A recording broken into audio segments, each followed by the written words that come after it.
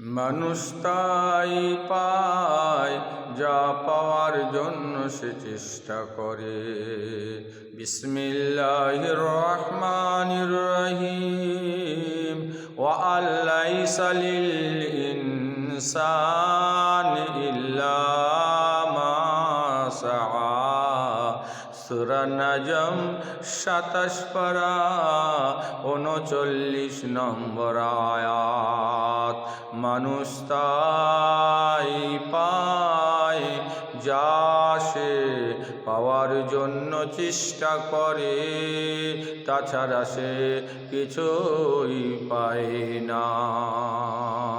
পরকালে প্রতিদানও সেই জিনিসের পাবে যাতে থাকবে তার নিজস্ব পরিশ্রম ও চেষ্টা।